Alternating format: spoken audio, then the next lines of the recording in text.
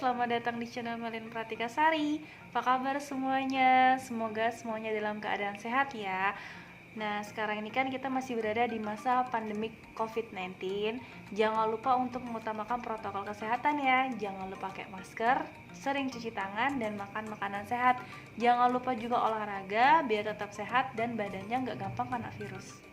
Nah, seperti kita tahu ya, pada masa pandemi COVID-19 atau masih merajalelanya virus corona ini, sistem pembelajaran di Indonesia itu sebagian besar masih menerapkan proses pembelajaran daring atau biasa disebut dengan belajar online di rumah, di mana guru-guru memberikan materi, memberikan tugas dan soal-soal menggunakan aplikasi seperti WA, Google Zoom, Google Classroom, Google Formulir, dan lain sebagainya. Dan siswa menerimanya juga secara online. Akan tetapi, pada kenyataannya, pada pelaksanaannya, banyak banget siswa yang ngeluh di mana sistem pembelajaran online ini malah menambah beban mereka karena hanya diberikan tugas, tapi materinya tidak mampu mereka pahami gitu. Nah, di video ini saya akan membahas apa saja bagaimana cara-cara atau tips-tips yang bisa dilakukan oleh siswa di rumah sehingga pembelajaran online yang ia dapatkan itu tetap efektif, sehingga dia tetap bisa mengerti dan memahami setiap mata pelajaran meskipun pelajaran-pelajaran tersebut diberikan secara terbatas, yaitu secara online. Mau tahu dong gimana cara-caranya biar kita tetap bisa belajar efektif di rumah meskipun semua pembelajaran dilakukan secara online? Yuk simak videonya, jangan di skip ya, tonton sampai akhir.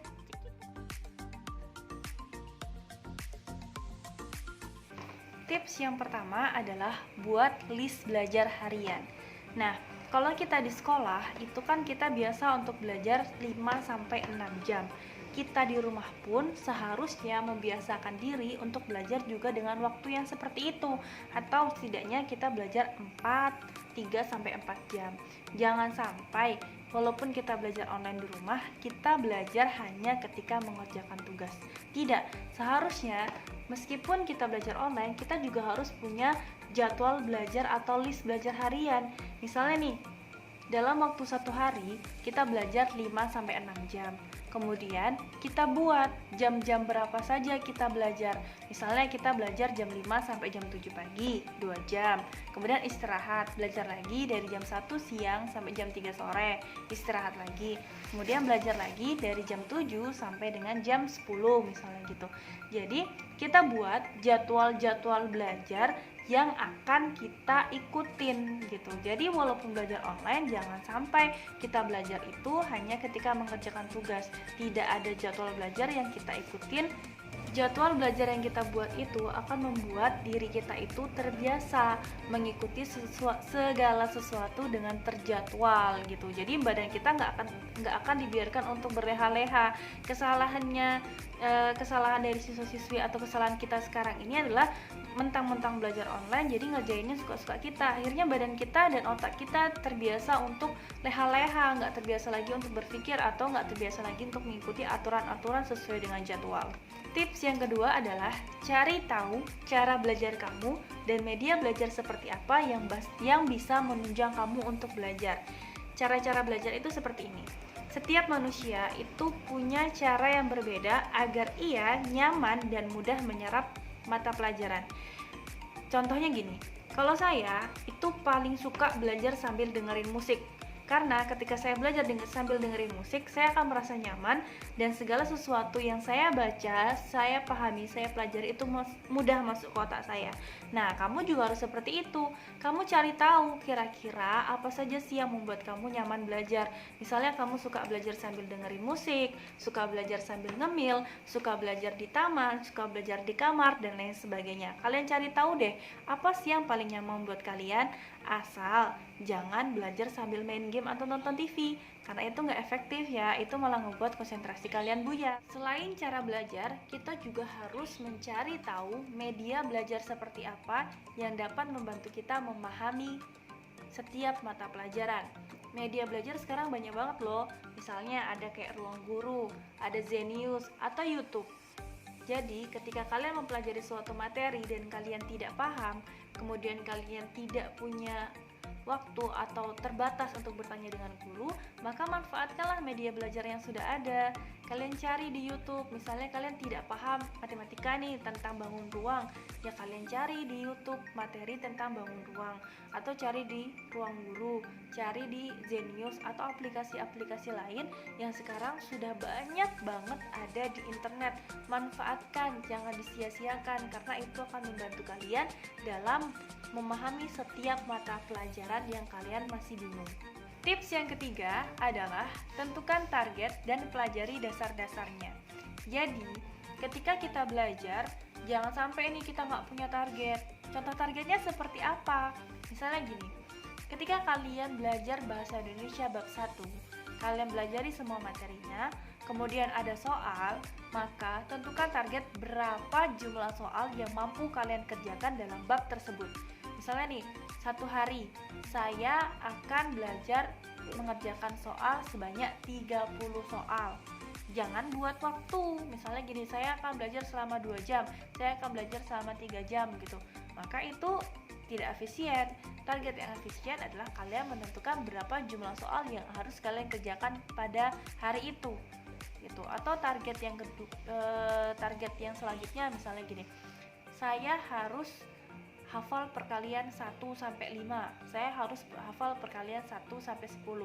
Jadi kalian tentukan target apa yang akan kalian capai dalam hari itu atau dalam minggu itu. Sehingga kalian terpacu, oh, kalau saya punya target ini, maka saya harus selesai ini. Kalau target A, saya harus selesai A. Target B harus selesai B gitu. Karena kalau kita tidak punya target, kita cuma belajar-belajar aja, maka kita nggak punya motivasi lebih dong gitu.